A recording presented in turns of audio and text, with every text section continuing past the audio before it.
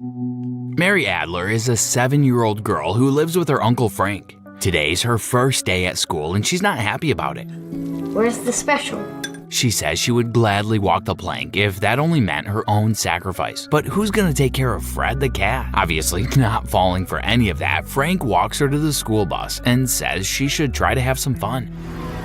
I don't know, try being a kid. Then he goes back inside, walking a bit faster than normal. His neighbor, Roberta, is coming. She has her own opinions about Mary's education, and more importantly, she has her own set of keys. You're technically allowed to use those keys whenever you want. So slamming the door shut won't save him. Frank gives her the usual speech about going out in the world and making friends, but she's not even listening. For some reason, Roberta is afraid that Mary might be taken away from Frank. At Howard School, Bonnie Stevenson is teaching her first graders stuff like 1 + 1. 1 + 1 is 2. Mary cannot hide her exasperated boredom. Reminding everyone that no student is allowed to speak without permission, Bonnie decides to make an example out of this mouthy kid. She makes her stand and asks what is 8 + 8, then 17 + 15, and Mary can answer every question without batting an eyelid. Yes, it is. That's good. Bonnie keeps going until the point where she herself needs a calculator to confirm that the answer's correct. And it seems this is definitely not Bonnie's lucky day. Mrs. Davis, the school principal, decides to stop by her classroom for a welcome chat with the kids. Mary raises her hand, inquiring if Davis is the boss. She's the boss? She then tells her to get on the phone with Frank immediately and have him pick her up as soon as he can. Even the kids are shocked at this. At the end of the school day, another teacher tells Bonnie that Frank is the hot, silent guy at Ferg's. What are you doing at Ferg's every Friday night? Bonnie chases him to the car to say that Mary might be a gifted child. He says she's mistaken. It's just a math method he used when homeschooling her. Nothing more than just a party trick, really. After they leave, Bonnie makes sure to look up the method online. She's clearly not buying that story. That doesn't mean that Bonnie's curiosity has been fulfilled. She Googles the family and finds out that Mary's mother was the brilliant mathematician Diane Adler, who tragically took her own life at the age of 27. Making use of her colleague's earlier tip, she goes to that bar where Frank is a local and doesn't even try to hide that she's there to ambush him. Truth about Mary, my student. As Frank works repairing boats, he gets to take Mary with him sometimes, and now they're both at the docks talking about school. Mary is telling Frank that it's not fair that she gets in trouble for answering questions correctly. He points out that maybe the actual problem was yelling at the principal, but that's not entirely true because he also brings up their earlier agreement. She had promised not to show off at school like that. A few days later in the classroom, we see that Bonnie's keeping an eye on her brightest pupil all the time. Today is Mary's show and tell, and she's brought Fred. He has just one eye. The kids are curious about the one-eyed cat, and a little boy named Justin asks what happened, but Mary doesn't know. He was already a monocular cat when she found him in a trash can. Bonnie is relieved to see the presentation is a success. That's when their dynamics start to shift. Instead of always dreading Mary's next outburst, Bonnie makes sure to keep her busy with very challenging extra activities to do. Mary's behavior is significantly improved. Frank has no choice but to tell the truth this time. 6 years ago, Diane showed up at his place with her baby and said she needed to talk. As he was late for a date, he told her they could talk when he got back home. It was too late by then. Diane was gone. Mary was on the couch and found Diane on the bathroom floor. Mary's father was never in the picture, and as for grandparents, Frank's dad had passed away and his mom had cut ties with Diane ever since the pregnancy. That brings us to Uncle Frank, who's now raising a genius. But Mary is not just a genius. She's also very short-fused, and it's not long before an incident happens. On the school bus, Justin is carefully carrying his art project when an older boy trips him, and then it's all destroyed. Mary yells at the bully and he starts to laugh, but she can see that this boy just needs a high five in the face with a heavy book. Not surprisingly, Frank gets called to the principal's office at Howard School. Mrs. Davis says Mary could be expelled for such behavior. You know, she could be expelled. Frank makes it clear that while he disapproves of the use of violence, he's actually very proud of his niece. Defending another 7-year-old against an older boy takes a lot of courage, and yet she didn't hesitate. Mildly shocked to hear this, Davis begins to steer the topic to a different direction, more precisely in the direction of the Oaks Academy for Gifted Education. Davis is a personal friend of the headmaster's, and she can get Mary a full scholarship. Frank says no thanks. The family has a terrible history with that kind of school. Now, completely shocked, Davis tells him he's making a huge mistake, almost forgetting what her job is. She says Howard School is no place for a genius like Mary. Then Frank says they are free to dumb her down if that makes her a decent human being. Just dumb her down into a decent human being. The moment he leaves, Davis tells her secretary to gather all the paperwork they have on this student. Bonnie goes after him to ask if he is sure about this, and he says no. Later in the classroom, Bonnie makes Mary stand up and say that hitting people is wrong. She won't do it again and no one needs to be afraid of her. Then she asks permission to say something she actually wants to. She tells the kids that before it got ruined, Justin's art project was awesome. So it looks like we can tick that decent human being box. Not thanks to Evelyn Adler, the grandmother Mary has trouble recognizing as the fancy lady standing by their front door. Holy sh!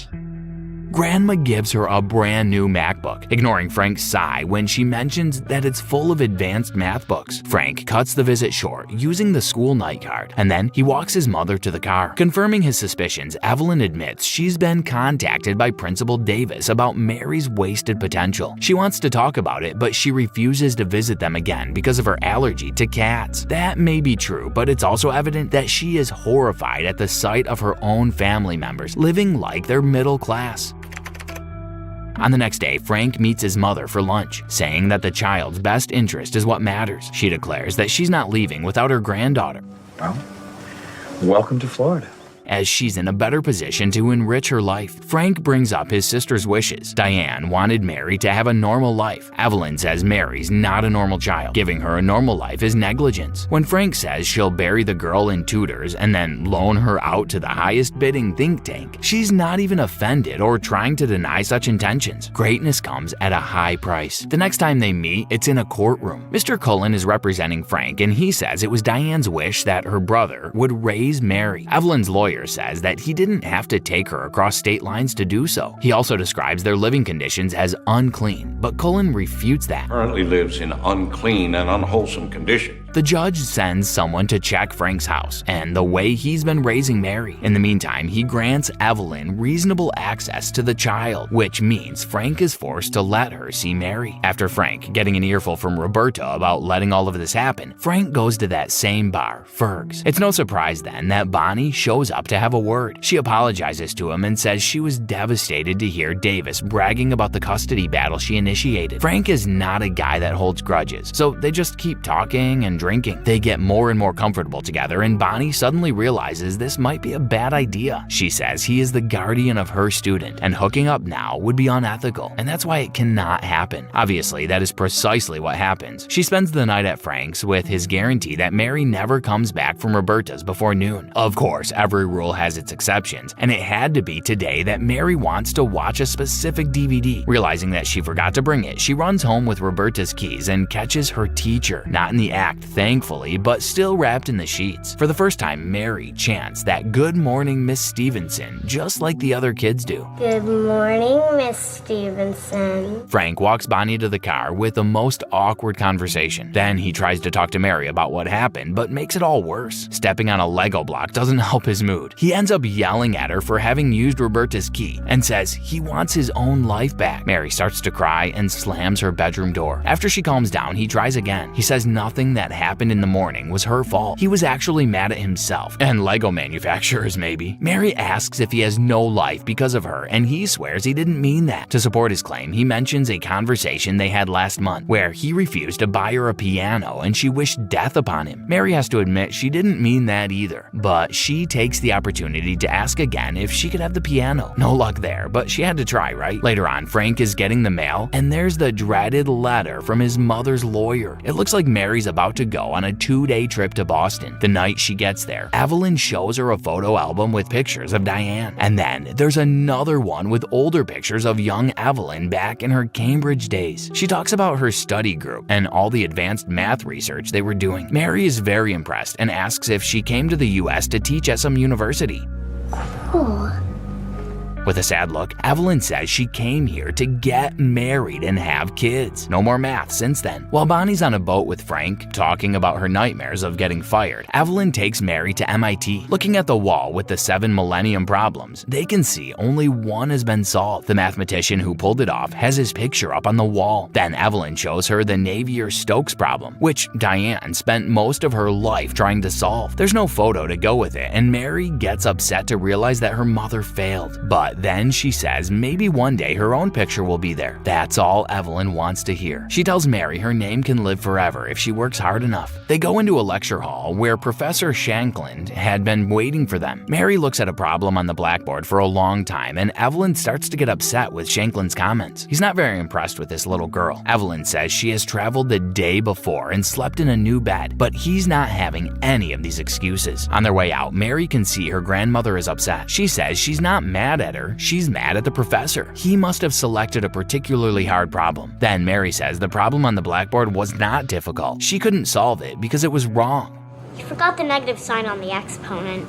It had been copied with a mistake. Immediately realizing that the mistake was included as a trick to further test the child, Evelyn takes her back there. Mary makes the necessary corrections and then fills the whole blackboard in numbers and signs until the problem is solved. Professor Shankland asks why she didn't say anything before, and she explains that Frank taught her not to correct older people. Nobody likes a know-it-all. When the trip is over and Evelyn drops her off, Frank invites her in, but she uses the allergy to cats as an excuse to decline. In the courtroom, she has a surprise for Frank. A man named Bradley Pollard is taking the stand. He is Mary's biological father, and he signed an affidavit appointing Evelyn as her guardian. They seem to be expecting to see some despair over the other side, but Mr. Cullen could not look less worried as he stands up to cross-examine Pollard. With a few questions, he can establish that Pollard has never seen his own daughter and doesn't even know her middle name. He claims that he tried to find her, but a simple Google search turns up an article that could have easily led to her years ago. So there goes his affidavit into the trash.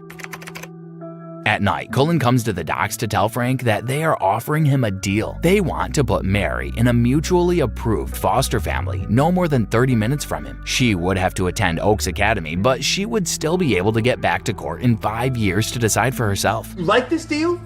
Frank is shocked that Cullen seems to like the deal, and his lawyer explains that. Knowing that judge, he'll probably side with the money. So Frank agrees to check out the foster family. It's a fabulous home with a beautiful piano, and the very nice couple says they are fine with cats. Clearly, Frank has been battling his own doubts about himself as a guardian, and now he has no more excuses. He takes the deal. Just as expected, Mary is devastated by that decision. She throws a huge tantrum when it's time to say goodbye, and he's forced to walk away from a sobbing child. Bonnie comes to see him on a boat, but he's completely miserable now and pushes her away. On visitation day, he brings Mary a present, but doesn't have the chance to give it to her. The foster dad says she's having a meltdown and refuses to see Frank. She don't want to see you.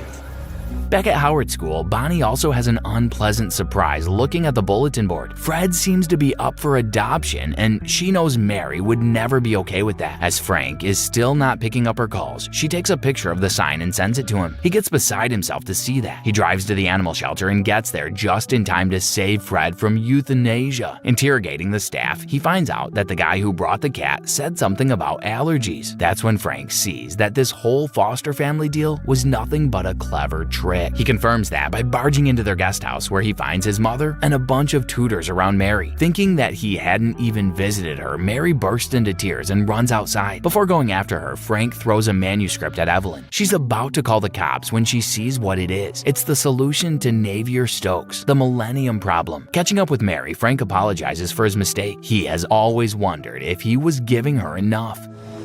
Because I thought I was bad for you. But he must be doing something right if she has turned out to be the girl she is now. Evelyn refuses to believe that this is the real deal. If Diane really had solved it, why not publish? Frank says he was given clear instructions. He was supposed to publish it only after Evelyn's death. That's how much Diane hated her. So now, after repeatedly ruining their kids' lives, she has that surprised Pikachu look on her face. Frank then helps her to sum it up. There are two things Diane didn't want her to have: Mary and the Navier-Stokes. She can pick one. A few weeks later, we see Mary in a Girl Scout vest taking a crazy hard math lesson. Frank picks her up and drops her off at a playground. It looks like Mary has finally made a few friends, and she's even ready to have some fun with them. Bonnie is there too, watching the kids. Apparently, Frank has a friend of his own. And this is the end. This was a recap of the 2017 movie Gifted by TSG Entertainment, starring Chris Evans and McKenna Grace. So tell me, what would you do if you were Frank? Do you think Evelyn had a point at all, or was she just an evil grandma? Let us know in the comments below.